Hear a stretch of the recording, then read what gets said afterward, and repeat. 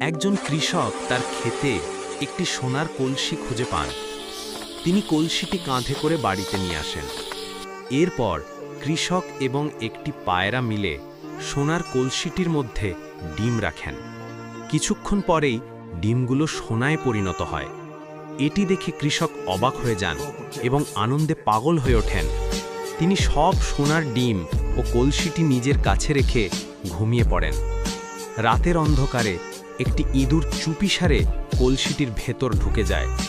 সকালে যখন কৃষক দেখেন কলসি থেকে হাজার হাজার ইঁদুর বেরিয়ে এসে পুরো কুঁড়েঘর ভরে ফেলেছে, কৃষক এবং পায়রা দৌড়ে পালায় এবং একটি গাছে উঠে পড়েন।